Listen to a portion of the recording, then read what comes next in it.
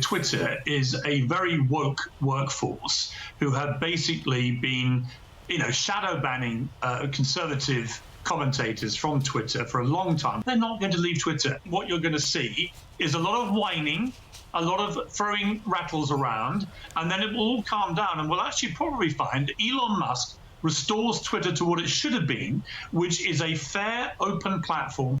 Piers Morgan arguing that celebrities will not follow through on threats to leave Twitter. Some have already. The backlash coming in response to Elon Musk's big takeover. Meanwhile, the billionaire is mocking his own new company for sending him an email about management. I want to bring in Clay Travis on this. And Clay, good morning to you. Let me show our viewers what he sent out here. Said, hey, apparently this is an auto-generated email. Hey, Elon, it's time to start managing Twitter 101. Covers what it means to be a good manager at Twitter by showing you how to create opportunities for impact, help your tweets grow their careers, and demonstrate care for your team. To which he said, just received this email from Twitter. This is an actual, real email that was auto-generated. I'll give you my view in a moment. Go ahead. What do you think of it, Clay? I think it's, Bill, thanks for having me, going to be a lot like how many celebrities and famous people said they were going to move to Canada when Donald Trump got elected in 2016. I didn't see a lot of Canadian citizenship start. And the reality is everybody who's complaining right now about Elon Musk taking over Twitter tends to be on the left wing in this country. And Twitter has been rigged for decades now, basically, for the left wing in this country, and certainly it got far worse when Donald Trump was president. So where do these people who have millions of followers, many of them, without an actual audience that really likes them because the Twitter algorithm favored them, think they're going to go and have an even broader audience? I just don't buy it. I understand that some people get fed up with social media and the demands that it puts on time, but I am incredibly optimistic that Elon Musk, think about what he's done.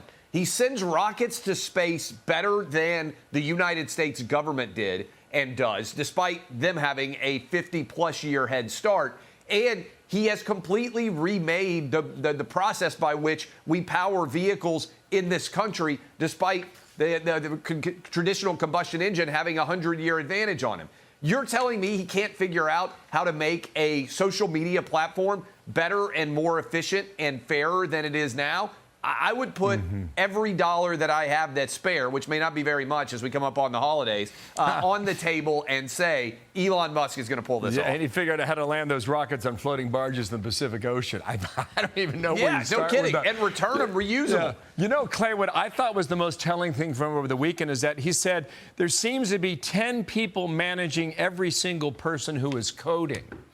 Now, that's something that Elon Musk understands, right? When you write code, that is the engine that drives your product through software. Yeah.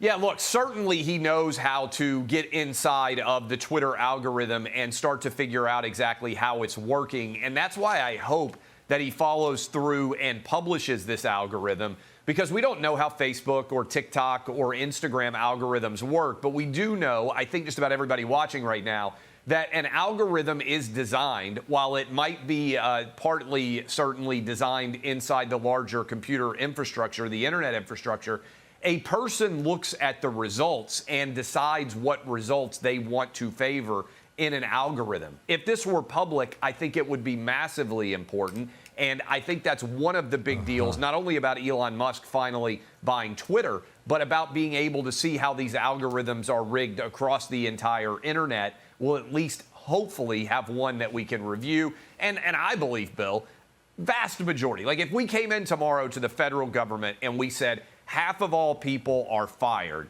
I don't think the overall efficiency of the federal government would change very much. Yeah. I certainly think that if you took half of, I think there's 7,500 Twitter employees, if you did away with half of them, paid the people who are left more, and kicked the rest to the curb, I don't think that the average user is going to experience Twitter as being any less efficient than it is now. I think the company might well become more efficient. Well, we'll see how that all works out in time. And I'm sure you've gained followers, which was the first clue that Twitter was. It's amazing how that works, Bill. They were turning the dials.